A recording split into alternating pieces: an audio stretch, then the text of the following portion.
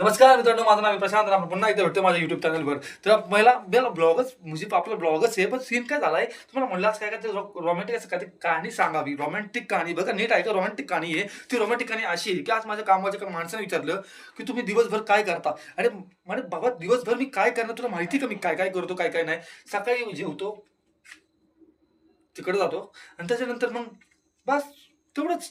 अरे मंद माणसा, मला एक कळत नाहीये, मी दिवसभर तुझ्या संगत आहे, तुला सगळं तुझ्या समोर काम करतोय, सगळं करतोय आणि तू मला म्हणतोय तू दिवसभर काय करतो. मला असं वाटायचं 2 मिनिटासाठी त्याचा आयटम बॉम्ब, एक सदामचा बॉम्ब माझ्या तोंडात कोंबावा आणि त्याला सांगावा की हे माझं काम आहे, मी हे काम करतो. कारण की त्याला जेवढं माझं त्याला बघितलं तेवढं हिडीक माझ्या डोक्यात जातं आणि त्याला काय बोलावं हे मला कळत नाहीये. कारण की जितकं मी त्याला कमी बोलन तितकं तो माझ्या संगत जास्त वदा वदा वदा वदा वदा वदा वदा बोलतो. मला असं वाटतं की त्याला बोलून बोलून त्याला घसा का स्फोट होत नाहीये किंवा काय होत का नाहीये. कारण की तो जितकं मला जास्त बोलेल तितकं मला जास्त टॉर्चर होतं आणि मी जेव्हा त्याला बोलायला सुरुवात करतो तेव्हा तो एकच म्हणतो, "हं, हं, हं." अरे म्हणजे आम्ही येडे-बिडे आहेत का रे? आम्ही तुला एवढं पर्सनल कामाच्याबद्दल बोलतोय आणि तू आम्हाला फक्त म्हणतोय तेवढंच हं, हं. अरे बाबा तू मला कळत नाहीये. तू पहिलं स्टार्टिंगला गपा, गपा, गपा, गपा माझं डोकं एकदम जाम करतो, असं डोकं टेन्शन देतो आणि नंतर जेव्हा मी सुरुवात करतो तेव्हा हं, हं, हं, हं. हे अरे म्हणजे आम्ही काय करावं का आम्ही माणसांनी? त्याच्यानंतर तू कामावरनं आम्ही घरी येणार, घरी आलं तर सगळ्यात मोठी गोष्ट ह्यो आम्हाला नीट बसून देणार नाही.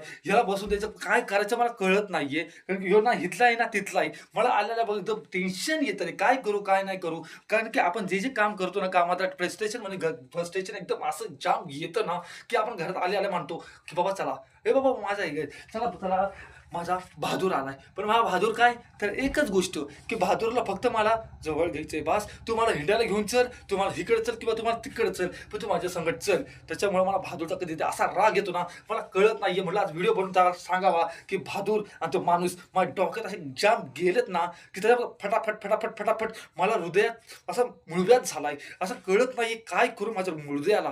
कारण की आपण जे बोलतो ना, ते तर फिनिश करून लाईन टाकलेली आहे. मला असं कपडे सुद्धा चेंज करायचा वेळ नाही भेटलेला आहे. त्याच्यामुळे आज मित्रांनो मला एक उत्तर द्या. मी नक्की ब्लॉग बनवू का नको बनवू? कारण की तुमचं हे मला प्रेम करण्याचं जे प्रकरण आहे, ते अजिबात पटलेलं नाहीये. तुम्ही असं लाईक करा, शेअर करा, सबस्क्राईब करा. म्हणजे तुम्हाला वाटेल, की बाबा हा माणूस काहीतरी आहे, की ह्याच्यामध्ये असं काहीतरी भरभरून टॅलेंट आहे, की हो आपल्याला देऊ शकतो.